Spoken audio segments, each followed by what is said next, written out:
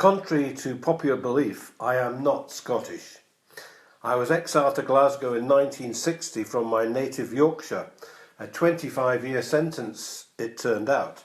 In order to blend in, I took a Scottish wife and have 3 Scottish sons. I found Scotland a strange and dangerous place with many weird dialects and customs. Glasgow was a mixture of dark satanic tenements, constant rain and religious intolerance. On my first day at school, I was asked to read a few lines of Robert Burns, who up sleek it, cowering timorous beastie. Oh, what a panic's in thy breastie. The need na start a was sae hasty to bickering brattle. This brought laughter from the class and scorn from the teacher. Please, sir, what does this mean? Belt. Scottish schooling and I did not get along. I later discovered Burns through my rugby and speakers clubs and attended some amazing Burns suppers over the years. Robert was born 25th of January 1759 in Alloway, Ayrshire, to a market farmer, William Burns, who had moved there from the east of Scotland trying to eke out a living in a very poor country. 18th century Scotland was a bleak place, bankrupted by the Darien scheme of Central America at the start of the century. The Scottish Parliament gave up independence in 1707 to bail themselves out. The Jacobite rebellions were finally put to rest by the Battle of Culloden in 1746. The Highland clearances followed, replacing Scots with sheep. The Industrial Revolution was in its infancy and Scotland was desperately poor, effectively ruled by an elite gentry who cared little for the people. William Burns was poor, but he recognised the importance of education and he hired a tutor, John Murdoch, for Robert and his brother. This gave Robert access to books, especially the King James Bible, which was fully available by then. This made him the well-read and highly educated man he became. The family moved several times trying to improve their lot, but times were hard and the back-breaking work for a young Robert sowed the seeds for the rheumatic fever that killed him at the age of 37. The 1780s was no time for the faint-hearted, but somehow families survived, summers came and crops were harvested. In 1780, at age 21, Robert, with other young lads of Ayrshire, founded the Tarbolton Bachelors' Club, setting the template followed by many Burns clubs around the world today. It was a diversion to relieve the wearied man of worn down by the necessary labours of life. Nothing changes.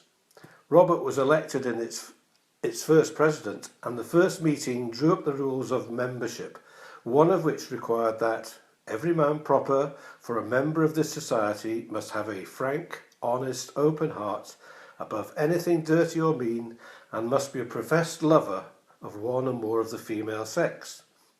Sounds a bit like my tennis club, but not the golf club. There's no dress code. In 1784, his father died. The family moved to a farm in Mauchline, Ayrshire, which didn't improve the finances much, but it was his most prolific period of writing, and most of his best poems originated then. He also met Jean Armour, who remarkably became a loyal wife to Burns despite his dalliances with other ladies throughout his life. To alleviate his poverty, he decided to emigrate to Jamaica to manage a slave plantation, but he needed to raise £30 for his passage. He found a publisher for his poems in Kilmarnock to raise the fare. The success of this edition convinced him to stay in Scotland, and he moved to Edinburgh to seek his fortune and to publish a second volume. Burns began working with an Edinburgh music seller, James Johnson, who had a project to collect and publish the words and music of every Scottish folk song. Although the collection was produced by Johnson, Burns was its virtual editor and principal contributor, writing over 150 songs, including Love is Like a Red, Red Rose and Auld Lang Syne. Poetry didn't pay, though, and the Scottish gentry were tight-fisted. In 1788, Burns went back west, taking his growing family to a farm in Dumfries. The farmland was poor, though, and to make ends meet, he took on a job as an exciseman. He also joined the local militia, and when he died in 1796, he was buried with full military honours. By that time he had achieved something that is almost beyond belief. Apart from 12 children, not all with Jean, he had written over 400 poems and also 300 songs. These songs are unique. They are tender, not too wordy. They inspired Beethoven and Schubert, among others, to put them to music. His poems speak of the struggle of the common man and the pomposity of ruling classes.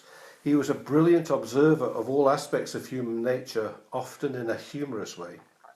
His output was large in what was a very short life. There is a romance to the man himself. He was all male, he liked a dram and claret, he loved the fellowship of men, and he loved the lasses, and they loved him. When you see pictures of Burns, he looks like this pretty boy with a kiss curl, whereas Burns was a rugged ploughman. You wouldn't want to take a punch from him. He was very much a man's man. Between the genius of his poetry and the huge likability of the man, everyone who met him found him a marvellous companion. And it is these qualities that this Burns supper is celebrating tonight. A more genteel upbringing might have enabled him to live beyond his 37 years, but this would not have given us the man we know and who we pay tribute to tonight. Robert Burns, a poet, songwriter, a song collector whose works will endure. A lover of freedom, peace and friendship, respected and remembered the world over. Will you rise with me and toast the immortal memory of Robert Burns?